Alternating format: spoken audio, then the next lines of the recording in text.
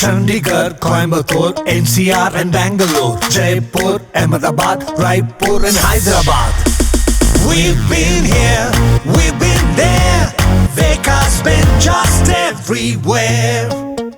Vijay GOAT తమిళంలో మంచి వసూలే రాబట్టినా తెలుగులో ఎందుకు ఫ్లాప్ అయింది?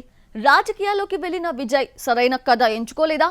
తెలుగులో వరుస హిట్స్ తో దూసుకుపోతున్న విజయ్ కి గోట్ తో ఎదురు దెబ్బ తగలడానికి రీజన్ ఏంటి? Watch the story.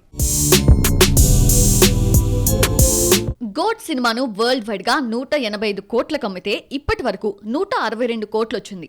ఇంకో 25 కోట్లు వస్తే బ్రేక్ ఈవెన్ అయిపోతుంది. తమిళం, కన్నడలో పెట్టుబడి రాబట్టినా తెలుగు, మలయాళంలో కష్టమే. మలయాళంలో మంచి ఫాలోయింగ్ ఉన్నా సరైన వసూలు రాబట్టలేకపోతుంది. సినిమాను 15 కోట్లకు అమ్మితే 6 కోట్లు మాత్రమే వచ్చాయి. తెలుగులో వరుస హిట్స్ తో దూసుకుపోతున్న విజయ్ కి గోట్ బ్రేక్ లేసింది. గత కొన్నేళ్లుగా విజయ్ నటించిన ప్రతి సినిమా తెలుగులో మంచి లాభాలు తీసుకొస్తోంది.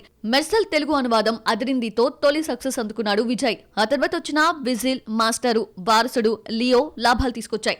లియోకి ఫ్లాప్ టాక్ వచ్చినా లోకేష్ కనగరాజ్ మేకింగ్ కారణంగా లాభాలతో బయటపడింది. బీస్ట్ ఫ్లాప్ అయినా గోట్లా భారీ నష్టాలతో కాకుండా మంచి వసూళ్లనే రాబట్టింది. వెంకట్ ప్రభు దర్శకత్వంలో వచ్చిన గోట్ లో విజయ్ హీరోగా, విలన్ గా డ్యూయల్ రోల్ పోషించాడు.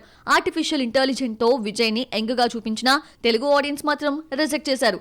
రాజకీయాల్లోకి వెళ్తున్న విజయ్ కి మంచి ఫాలోయింగ్ ఉండడంతో తమిళంలో భారీ వసూలతో బయటపడుతోంది. కానీ తెలుగులో మాత్రం చేతులెత్తేసింది. సినిమాను 21 కోట్లకు అమ్మితే 6 కోట్ల 60 లక్షలు మాత్రమే రాబట్టింది. విజయ్ పొలిటికల్ కెరియర్ కి గోట్ ఉపయోగపడలేదు. విజయ్ సినిమా ఎలా ఉన్నా చూసే అభిమానులున్నారు. ఈ క్రమంలో గోట్ తమిళంలో హిట్ అయినా 400 కోట్ల గ్రాస్ మార్క్ దాటినా తెలుగు, మలయాళంలో మాత్రం డిజాస్టరే.